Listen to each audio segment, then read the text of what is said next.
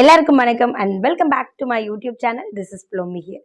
பொதுவாக நம்ம ஏரியாவில் நம்ம ஊரில் ஒரு விஷயம் சொல்ல கேட்டிருப்போம். நான் ஒரு கல்யாணம் பண்ணுறேன் பாரு, ஊரே மூக்கு மேலே விரல வைக்கணும், ஊரே வந்து இப்படி ஒரு கல்யாணமா இப்படி ஒரு கல்யாணமா அப்படி சொல்கிற அளவுக்கு நான் நடத்தி காட்டுறேனா இல்லையான்னு பாருன்னு சொல்ல நம்ம கேள்விப்பட்டிருப்போம். அதுபோல் நமக்கு அக்கம் இருக்கிறவங்க நல்லா கிராண்டாக கல்யாணம் பண்ணுறதையும் நம்ம பார்த்துருப்போம். சாப்பாடுனா சாப்பாடு அப்படி இருந்தது, சீர்வரிசைன்னா அது ஒரு விதமாக இருந்தது, அதுவும் ரொம்ப பிரம்மாண்டமாக இது மாதிரி நிறைய சொல்ல கேள்விப்பட்டிருப்போம். இப்போ ஒரு திருமணம் நடக்குது பாருங்க, ஊரே இந்தியாவே உலகம் ஃபுல்லாகவே வந்து அந்த திருமணத்தை பற்றி தான் பேசிகிட்டு இருக்காங்க.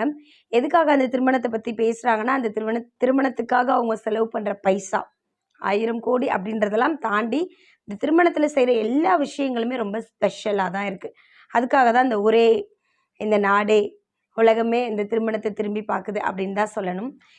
நேற்று வெட்டிங்கோட செகண்ட் நாள் அப்போ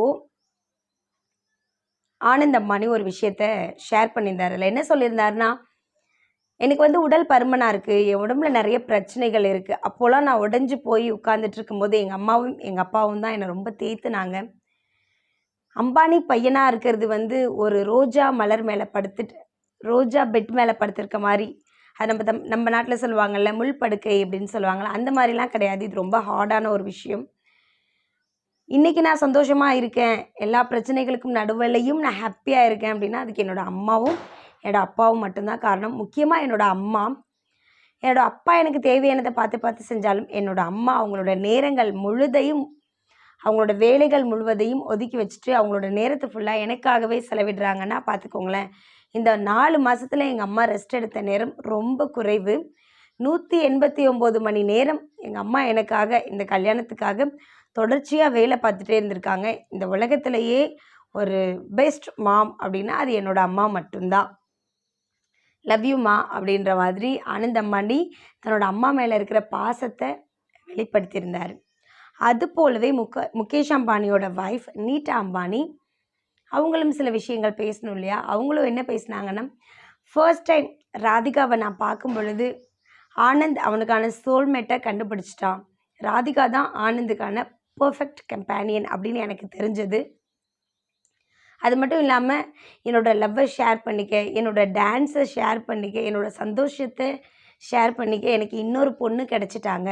ஸோ நாங்கள் ரொம்ப ஓப்பன் ஹார்ட்டோட, ரொம்ப அன்போடையும் காதலோடையும் இந்த திருபாய் அம்பானி குடும்பத்துக்கு ராதிகாவை நாங்கள் வரவேற்கிறோம் அப்படின்னு நீட்டா அம்பானி தன்னோட மனசுக்குள்ளே இருக்கிற அந்த சந்தோஷத்தை ராதிகா மேலே இருக்கிற அந்த பாசத்தையும் காதலையும் ரொம்ப அழகாக எக்ஸ்பிளைன் பண்ணியிருந்தாங்க. இந்த குடும்பம் வெளியே இருந்து பார்க்க நிறைய பணம் இருக்குது, நிறைய நகை இருக்குது, லட்சக்கணக்கில் கோடிக்கணக்கில் சொத்து இருக்குது. இப்படியெல்லாம் பேசினாலும் கூட இந்த குடும்பத்தில் இருக்கிற இன்னொரு சூப்பர் குவாலிட்டி என்னென்னா, அவங்க ஃபேமிலி வந்து எப்பயுமே ஒன்றாவே இருக்காங்க. அதுவே ஒரு பெரிய சந்தோஷம்தான். 1000 தான் ராதிகா வந்து அந்த வீட்டோட மருமகளாக இருந்தாலும் அவங்கள வந்து என்னோடய பொண்ணாக நான் வரவேற்கிறேன், இந்த திருபாய் குடும்பத்தோட பேத்தியாக நான் வரவேற்கிறேன்னு அவங்க சொன்னது வந்து கேட்க ரொம்ப சந்தோஷமாக இருந்தது. இந்த காலத்தில் எங்கெங்க இப்படிப்பட்ட ஒற்றுமையோட கூட்டு குடும்பம் இருக்கிற மாதிரியான ஃபேமிலியெல்லாம் பார்க்க முடியுது அப்படின்ற மாதிரி தான் இருந்தது.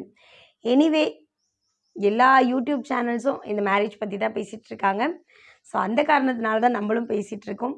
உங்களுக்கு இந்த மேரேஜில் பிடிச்ச விஷயம் என்ன அப்படின்றத கண்டிப்பாக கமெண்ட்டில் சொல்லுங்கள். தேங்க்யூ.